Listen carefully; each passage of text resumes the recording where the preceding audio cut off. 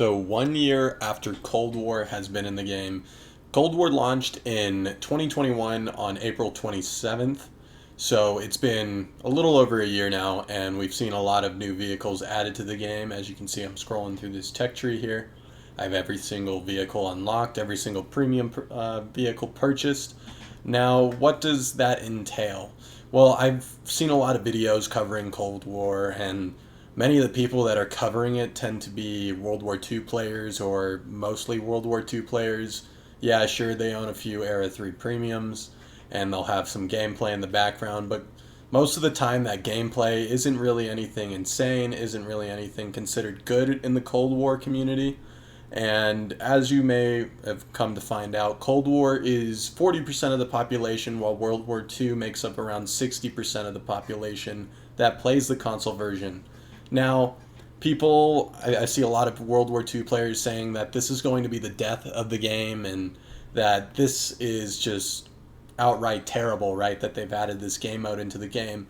Personally, I love it because it really gives the devs at, Chicago headquarters, the people in charge of the console version of World of Tanks, a chance to kind of spread their wings and show us their creativity because it's not just them making a port over of the PC version. Um, sure, they've kind of, gotten a little confident, added their own tech tree lines that are not available on any other version of World of Tanks, but we didn't see that until after the introduction of Cold War, which was the Sturm Tiger line, which I know a lot of people like that one, but we're not here to talk about World War II necessarily. Um, so the things that I think they missed out on with Cold War, and this could have just been with everything going on, the whole Ukraine situation. I've been hearing supposed rumors that they had some Russian employees. I've tried to look up some information about that. As far as I can see, all of the employees that have worked at Wargaming Chicago are indeed American or are from other European countries that are outside of Russia and not really involved with what's going on over there. But I think some brilliant opportunities that they failed to capitalize on would have been amphibious vehicles, simply maybe designing some new maps that have 3 choke points. I'm not saying like bridges over a river, but having a body of water that runs across the middle. And you can make these amphibious vehicles super slow to where they just kind of go like 5 kilometers through the water, right? But it would offer a reason to go get those amphibious vehicles because you could cross certain areas where, let's say, there's a large landmass, right, where you have your teammates fighting. If you have an amphibious vehicle, you could cross the river and get behind the enemies and flank them, which would add a new kind of dynamic to the game. So rather than making it the stereotypical 3-lane map that they use now, it would have multiple different, attack points, kind of like they did with the new large Cold War maps. I think this would offer a very large kind of growth. A lot of people would find Cold War a lot more appealing, a lot more interesting. Another thing that I think they missed out on, Merkava's trophy systems. Trophy systems, while they sound overpowered, what you could quite frankly do is offer a little 2-minute cooldown and it intercepts a missile that's shot at you so that it can't just block all missiles. But, all these World War II people covering this game, another thing I've noticed, they absolutely love to rag on Cold War, saying it takes no skill, that the people that play it are complete morons, and it's just, there's no thought put into it. It's fast-paced, stupid, My argument to that is, yes, it is faster paced, but if you watch anybody who's really good at Cold War, you'll notice that everything that they do, you're thinking about what you want to use. You think, hey, maybe if I can pop a smoke screen on slower vehicles, I can use that to provide cover so I can poke out, shoot somebody and pull back, hide smoke, or use that to push across large opening fields. Another thing you can do in Cold War that you can't really get away with in World War II is, yes, pushing up aggressively. Now, there's a difference between what the World War II players say, just pushing in there and dying. The thing is, Cold War players that are good will brawl. I love brawling. Brawling is just so much fun. And the reason why brawling is so much fun is because you're getting up into people's faces. It's really quite similar to World War II actually. You use your armor, you make sure you're facing your armor, the whatever kind you have, composite, reactive, ERA.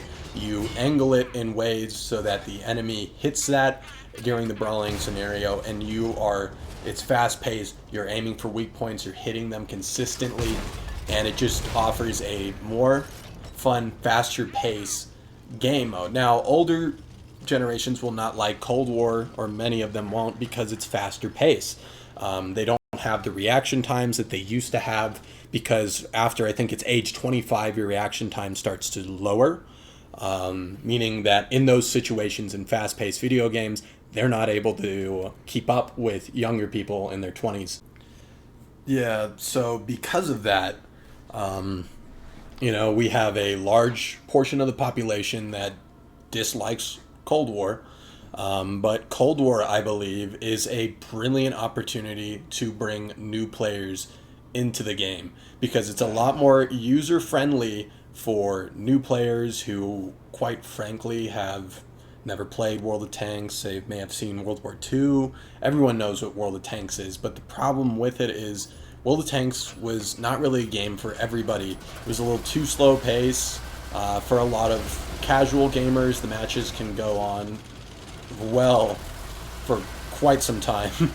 I've had a boatload of World War II matches out of my 24,000 games that have reached that 15-minute timer and expired there.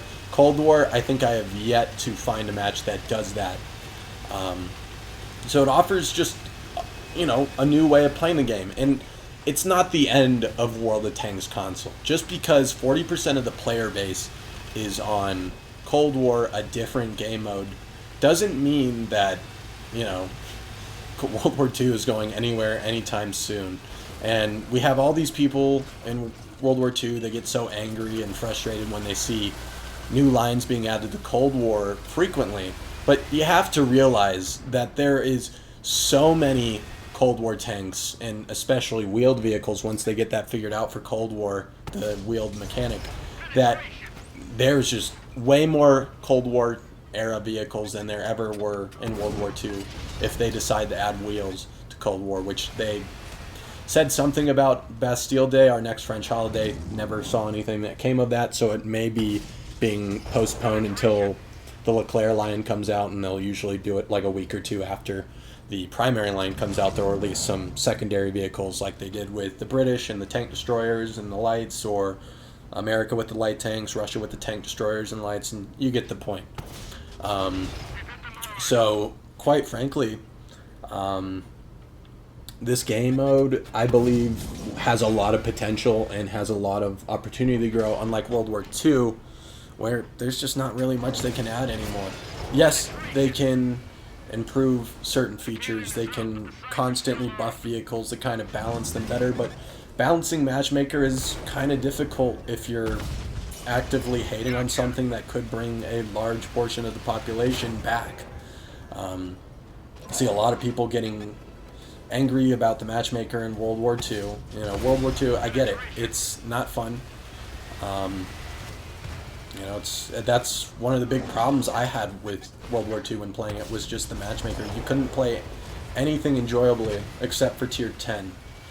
Because if it wasn't preferential matchmaking, you were not going to have a good time. Because unlike bottom era vehicles versus top era vehicles in Cold War, the bottom, Tier 3 versus a Tier, 5 is just out of the question if that thing's going to be able to win. And that's because of how slow pace is. Fast pace, you can use your quicker reaction times in Cold War to take advantage and win those engagements. Take out multiple tanks for your team by yourself. And it's so much more satisfying to do that in Cold War than to be trotting around really slowly in World War II. Now, I've played this game since it's 2014, 6 months after it came out. And I've had insane games, I've had high kill games, I've had 16,000 damage plus matches in Cold War, a few of them. And From my opinion, I think if you haven't tried out Cold War, you should, because it's worth trying out.